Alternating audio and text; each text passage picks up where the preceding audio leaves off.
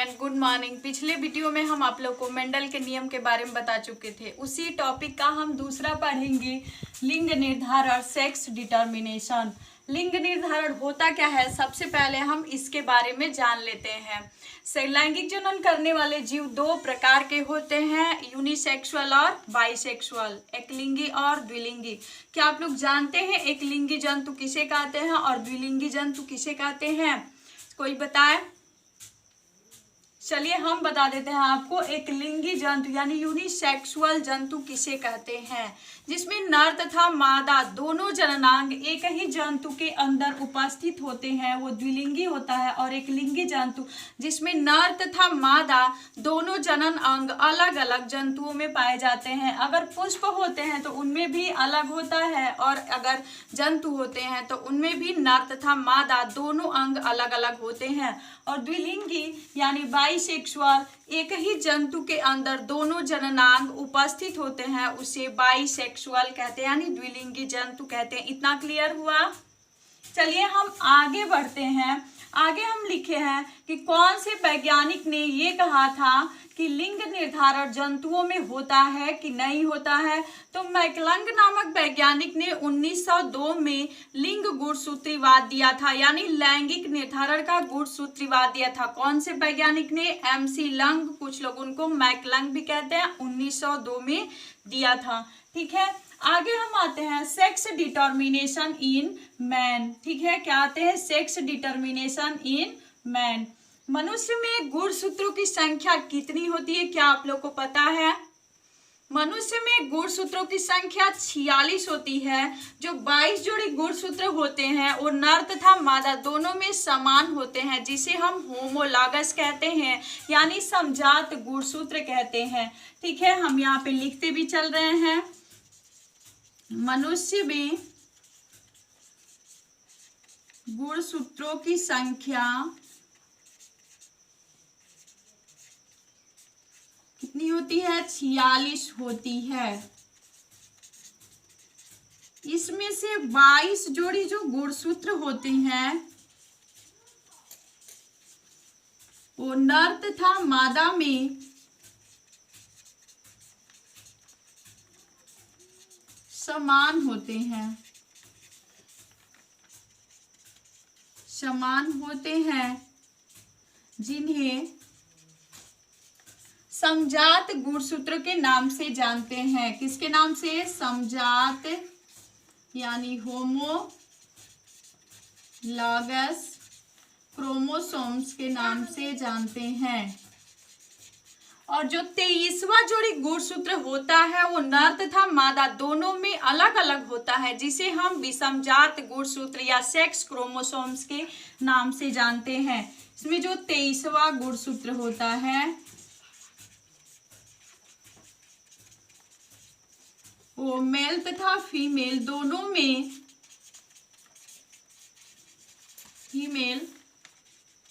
में अलग अलग होता है,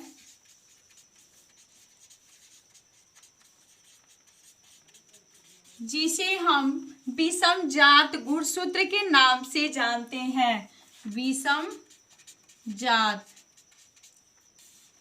गुणसूत्रों के नाम से जानते हैं। अब हम आगे चलेंगे। लिंग निर्धारण में होता क्या है? जैसे मेल का जननांग टेस्टिस होता है और मादा का जननांग ओवरीज होता है। यहाँ पे लिखते भी चल रहे हैं, टेस्टिस, और मादा का क्या होता है? ओवरीज। टेस्टिस ये मेल का है और ये आपका फीमेल का है, जो मेन आपका जननांग है। टेस्टिस से क्या निकलता है?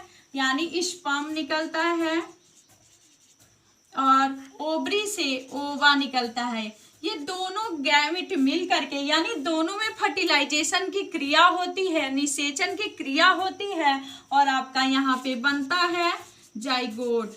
आप देखिए, जाइगोट बन जाने के बाद सबसे पहले मारूला बनता है, मारूला के बाद ब्लास्टूला बनता है, और ब्लास्टूला के बाद गैस्ट्रूला बनता है, और उसके बनने के फलस्वरूप बाद में एक नवजात शिशु का निर्माण होता है, जिसे हम फीटस के नाम से जानते हैं, जिसे हम फीटस यानी नवजात शिशु के नाम से जानते हैं। वही नवजात शिशु 9 महीने के बाद पैदा होता है और वही बड़ा होता है तो शिशु के रूप में परिवर्तित होता है।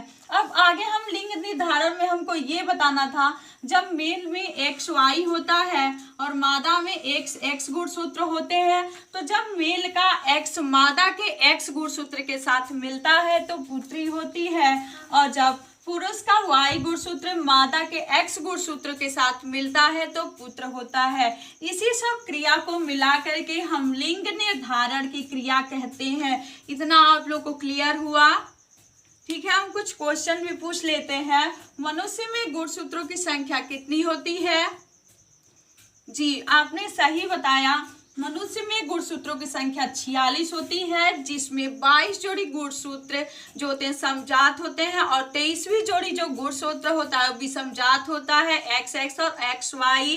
जो मादा का X गुणसूत्र पुरुष के X गुणसूत्र के साथ क्रिया करेगा यानी फर्टिलाइजेशन की क्रिया होगी तो पुत्री होगी, और जब Y के साथ X में फर्टिलाइजेशन होगा तो आपका पुत्री होती है। ठीक है, आगे हम लोग दूसरा टॉपिक पढ़ते हैं। कौन सा पढ़ेंगे?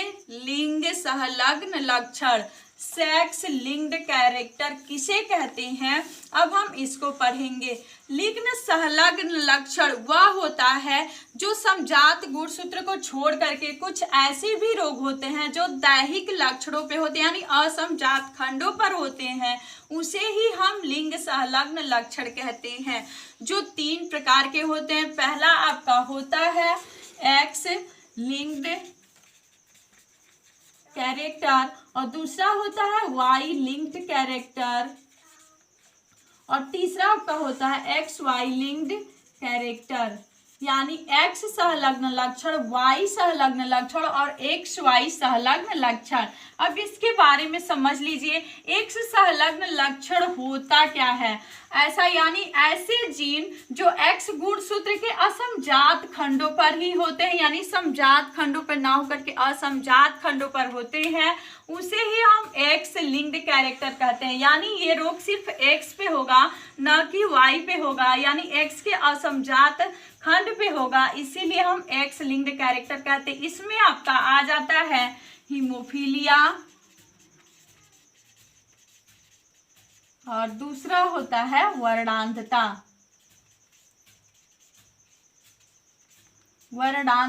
ठीक है, और आपका Y लिंक्ड कैरेक्टर क्या होता है? इन लक्षणों के जो जीन होते हैं वो Y क्रोमोसोम यानी Y के असमजात खंडों पर ही होते हैं, अर्थात Y गुणसूत्र के असमजात खंडों पर होते हैं, उसे ही Y लिंक्ड कैरेक्टर कहते हैं। यानी जो इसके जीन होंगे यानी जो ये रोग होगा सिर्फ Y पे होगा ना कि X गुणसूत्र पे होगा, इसीलिए इसे Y लिंक्ड कैरेक्टर कहते हैं यानी Y सहलग्न लक्षण कहते हैं। और इसमें जो रोग होता है वो आपका हाइपरट्राइकोसिस होता है, यानी यह रोग सिर्फ पुरुषों में ही होता है, जैसे कड़ पल्लों पर बड़े बालों का होना, जिसे इंग्लिश में हाइपरट्राइकोसिस के नाम से जानते हैं। किस नाम से जानते हैं? हाइपरट्राइकोसिस। किस नाम से जानते हैं? हाइपरट्राइकोसिस। इसका लक्षण क्या होता है? कड़ पल्लों पर बड़े बालों का होना। और ये सिर्फ Y पे होता है कि X पे होता है? जी हाँ, आपने सही बताया, यह सिर्फ Y लिंक्ड कैरेक्टर है यानी Y गुणसूत्र पे होता है और कड़ पल्लों पर बड़े बालों का होना। अब हम नेक्स्ट आते हैं XY लिंक्ड कैरेक्टर क्या होता है। कुछ तो आप लोग के दिमाग में आ ही गया होगा कि XY लिंक्ड कैरेक्टर होता क्या है। यानी ये समजात खंडों पर होता है, यानी X पे भी होगा और Y पे भी होगा। ये दोनों लक्षण XY संलग्न लक्षण होते हैं, यानी जो रोग होता है XY दोनों पर होता है, इसीलिए हम इसे XY लिंक्ड कैरेक्टर के नाम से जानते हैं। और जो इसमें रोग होता है वो आपका नेफ्राइटिस होता है। नेफ्राइटिस का मतलब ये होता है कि गुर्दों का रोग, ब्रिक या गुर्दों का रोग। इसमें जो रोग होता है नेफ्राइटिस अर्थात गुर्दों का रोग। कितना समझ में आया? X लिंक्ड कैरेक्टर जो सिर्फ X पे होता है, जैसे हीमोफीलिया, वर्णांधता, और वाई लिंक कैरेक्टर हाइपरट्राइकोसिस जो सिर्फ वाई पे होता है, सिर्फ पुरुषों में होता है। X Y link character nephritis अर्थात यह गुर्दों का रोग है। ठीक है, अब आगे हम चलते हैं कि लिंग संलग्न वंशागति क्या होती है और इनसे रोग क्या होते हैं। जी हाँ, आप लोग ऊपर ही पढ़ चुके हैं एक्स लिंक्ड कैरेक्टर, इसी में हीमोफीलिया और वर्णांता आते हैं, उसी के बारे में हम आप लोग को बताएंगे। ठीक है, तो लिंग संलग्न वंशागति क्या होती है।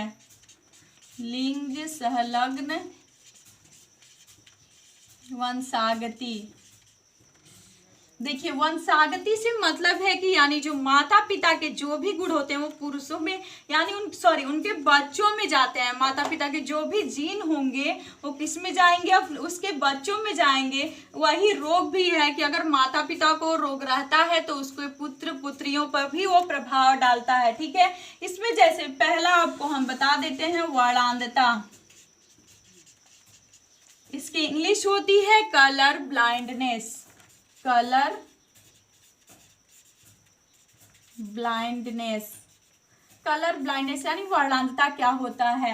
यह सिर्फ एक्स लिंक्ड कैरेक्टर यानी एक्स पे होने वाला रोग है, एक्स गुणसूत्र पर होने वाला रोग है और इसके जो रोगी होते हैं उनको लाल तथा हरे में फर्क समझ में नहीं आता है, इसीलिए उन्हें रेलवे का ड्राइवर या डिजाइनर नहीं बनाया जा सकता है। जैसे मान लीजिए अगर हम एक क्वेश्चन लेते हैं कि अगर सामान्य महिला की शादी एक वर्णांध पुरुष से हो जाती है तो इनकी होने वाली संतानों पर क्या प्रभाव पड़ेगा। ठीक है, यानी जो होने वाली संतानें होंगी क्या उनमें भी कलर ब्लाइंडनेस होगा या नहीं होगा, इसकी जानकारी के लिए हमें क्वेश्चन करना पड़ेगा। जैसे सामान्य महिला है और एक कलर ब्लाइंडनेस पुरुष है तो उसकी होने वाली संतानें कैसी होंगी। देखिए हम बता रहे हैं आपको, यहाँ पे हम लिखेंगे, इसको छोड़ दीजिए, यहाँ पे हम लिखेंगे एक्स एक्स, ये आपका हुआ एक्स वाई और इधर लिखेंगे एक्स एक्स। एक्स और एक्स क्या होगा, एक्स एक्स, फिर एक्स में वाई का गुणा करेंगे तो एक्स वाई। ठीक है, और ये सिर्फ पुरुषों में ये रोग है। ठीक है, और इसके बाद एक्स, ये क्या हो जाएगा एक्स और फिर यहाँ पे होगा एक्स और वाई। ठीक है, देखिए यहाँ पे एक्स एक्स यानी ये मादा है और इधर आपका पुरुष है। ठीक है, पुरुष का एक्स वाई और मादा का गुणसूत्र एक्स एक्स होता है। इधर मैंने एक्स एक्स लिखा है, इधर ऊपर मैंने एक्स वाई लिखा है। ठीक है, जब एक्स का एक्स से हम गुणा कराते हैं तो ये पुत्री आती है कलर ब्लाइंडनेस, यानी जो रोग होता है वह एक वाहक के रूप में होता है, यानी पुत्री पूर्ण रूप से वर्णांध नहीं होती है। ठीक है, पूर्ण रूप से वर्णांध नहीं होगी, यानी इसको लाल और हरे में फर्क समझ में आएगा।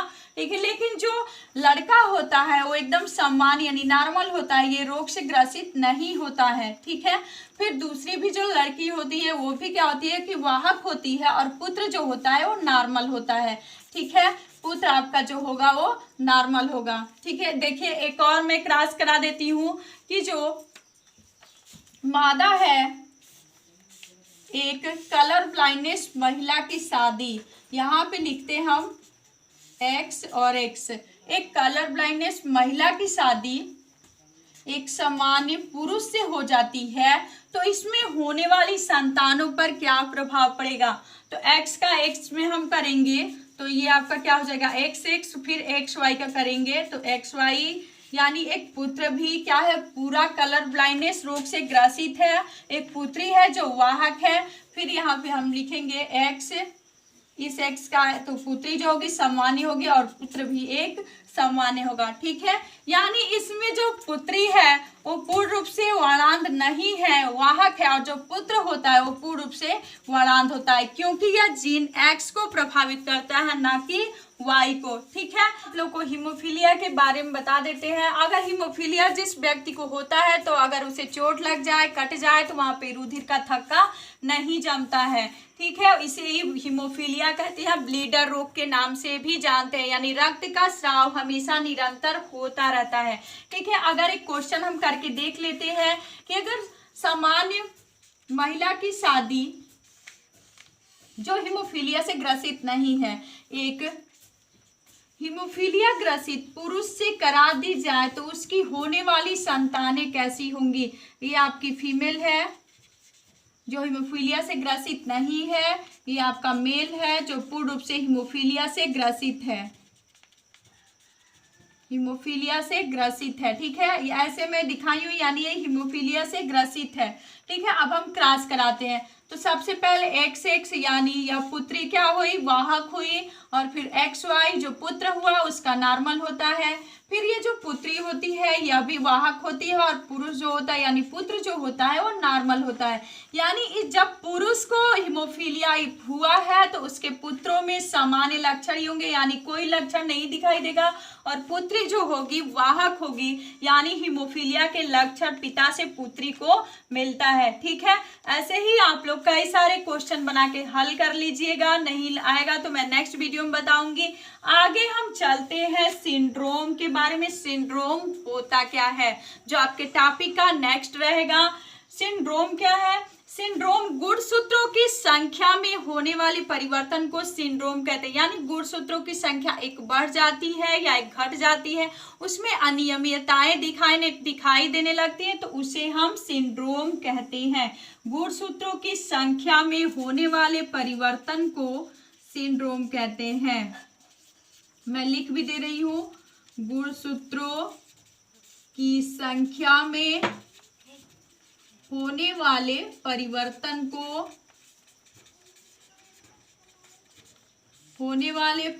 को सिंड्रोम कहते हैं। पहला इसमें जो लक्षण आता है, यानी जो पहला इसमें आपका रोग होता है वो डाउन सिंड्रोम।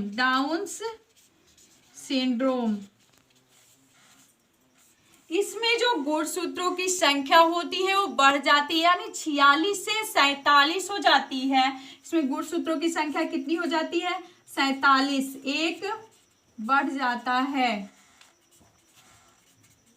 यह गुणसूत्रों के ट्राइसोमी के कारण होता है, और इसका लक्षण यह होता है कि जो बच्चा होता है वह 16-17 साल में उसकी मृत्यु हो जाती है, और कद उसका छोटा होता है, मोटा बुद्धि वाला होता है, और वो मंगोल किस्म का हो जाता है, यानी उसकी बुद्धि का भी विकास नहीं हुआ रहता है। उसे डाउन सिंड्रोम के जो लक्षण होते हैं यही होते हैं, और 16-17 में यानी उसकी मृत्यु हो जाती है। 16-17 की आयु में उसकी मृत्यु हो जाती है, उसे ही डाउन सिंड्रोम कहते हैं। लक्षण जो होता है उसका छोटा कद होता है, मोटा होता है, व्यक्ति भंगुर होता है, जीभ मोटा होता है। ठीक है, और यह गुणसूत्रों की ट्राइसोमी के कारण होता है, यानी गुणसूत्रों की जो संख्या होती है वो 47 हो जाती है। ठीक है, अगला है दूसरा आपका टर्नर सिंड्रोम।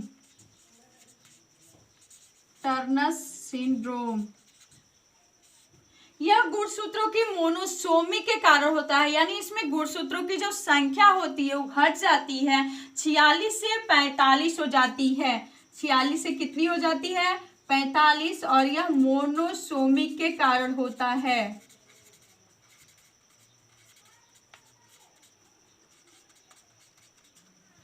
इसमें भी लक्षण जो स्त्रियां होती है वो नपुंसक हो जाते हैं। ये ज्यादातर आपके स्त्रियों में देखने को मिलता है, यानी बंधे होते हैं। ठीक है, उनके बच्चे नहीं होते हैं, और ये जो आपका जननांगों का जो विकास होता है वो भी नहीं होता है।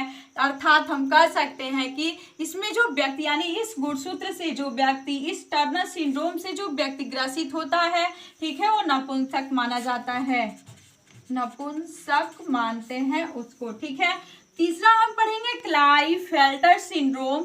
इसमें जो गुणसूत्रों की संख्या होती है 47 हो जाती है, यानी यह भी ट्राइसोमिक के कारण होता है। किसके कारण होता है? ट्राइसोमिक। और जो गुणसूत्रों की संख्या होती है वो आपकी कितनी हो जाती है? 47 हो जाती है, और यह ज्यादा पुरुषों में देखने को मिलता है, यानी वो भी नपुंसक होते हैं और जननांगों का विकास नहीं होता है। ठीक है, तो इसमें भी इसका भी लक्षण अर्थात हम लिख सकते हैं नपुंसक, इसमें जननांग विकसित नहीं होते हैं, ठीक है। यही क्लाइनफेल्टर सिंड्रोम के लक्षण है। फिर से मैं एक बार रिवाइज कर दे रही हूँ। सेक्स डिटर्मिनेशन, लिंग निर्धारण, लैंगिक जनन करने वाले जीव दो प्रकार के होते हैं, एकलिंगी और द्विलिंगी। एकलिंगी में जो नर जननांग और मादा जननांग होते हैं अलग अलग होते हैं। द्विलिंगी जंतुओं में मादा और नर जननांग दोनों जो होता है एक ही जंतु के अंदर होता है। और मैकलंग नामक वैज्ञानिक ने 1902 में सेक्स डिटर्मिनेशन यानी लिंग गुणसूत्रवाद दिया था। लिंग निर्धारण गुणसूत्रवाद दिया था। इनके अनुसार संतानों का जो लिंग लक्षण होता है गुणसूत्रों पर निर्भर करता है। आगे हम पढ़ाए हैं sex determination in man. Man में कैसे जो होता है, मैन में जो सेक्स होता है वो कैसे होता है, तो मनुष्य में गुणसूत्रों की संख्या 46 होती है। जो 22 गुणसूत्र होते हैं वो समजात होते हैं और 23 जो जोड़ी गुणसूत्र होते हैं वो असमजात होते हैं। मेल का जो रिप्रोडक्टिव ऑर्गेन्स होता है टेस्टिस होता है, मादा का ओवरी होता है और इसे टेस्टिस से स्पर्म निकलते हैं, ओवरी से ओवा, और दोनों में फर्टिलाइजेशन की क्रिया होती है, जाइगोट बनती है। यानी हमारे कहने का मतलब है जब मादा का एक्स गुणसूत्र पुरुष के एक्स गुणसूत्र के साथ मिलेगा तो यहाँ पे पुत्री होगी, और जब मादा का एक्स गुणसूत्र वाई पुरुष के वाई गुणसूत्र के साथ मिलेगा तो पुत्र होगा।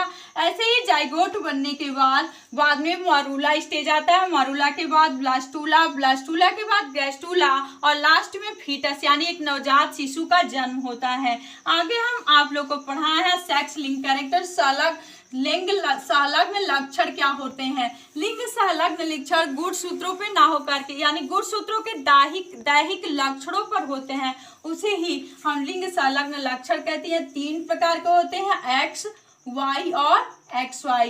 एक्स लिंग संलग्न यानी यह सिर्फ एक्स में ही होता है जैसे हीमोफीलिया, वड़ंतता। वाई लिंग कैरेक्टर यह सिर्फ वाई गुणसूत्र पर होता है, इसका रोग है हाइपरट्राइकोसिस। कर्ण पल्लों पर बड़े बालों का होना यह सिर्फ पुरुषों में ही होता है। तीसरा आता है एक्स वाई लिंग कैरेक्टर जैसे नेफ्राइटिस अर्थात गुर्दों का रोग। नेफ्राइटिस का अर्थ होता है गुर्दों का रोग, ठीक है, या एक्स वाई दोनों पर होता है। अब आगे लिंग संलग्न वंशागति, वारंतता किसे कहते हैं, हीमोफीलिया किसे कहते हैं। वारंता हम जिनमें यानी जिस रोगी को लाल और हरे रंग में फर्क नहीं दिखाई देता उसे वारंतता कहते हैं, ठीक है।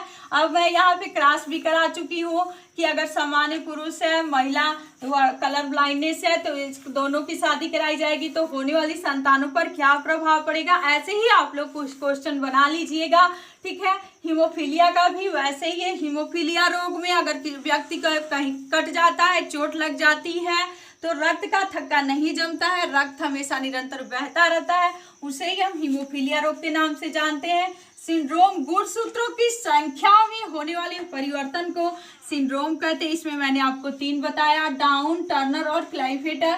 डाउन सिंड्रोम में गुणसूत्रों की संख्या 47 हो जाती है, टर्नर में गुणसूत्रों की संख्या 45 हो जाती है, क्लाइनफेल्टर सिंड्रोम में ट्राइसोमिक यानी गुणसूत्रों की संख्या 47 होती है। ये एग्जाम का क्वेश्चन है सिंड्रोम, इसे जरूर आप पढ़ लीजिएगा। इसमें जो भी मैंने आज क्वेश्चन बताया वो आपका वेरी इंपॉर्टेंट है, एग्जाम में आने वाला क्वेश्चन है 12th के लिए, इसीलिए आप लोग इसको अच्छे से पढ़िएगा, ठीक है।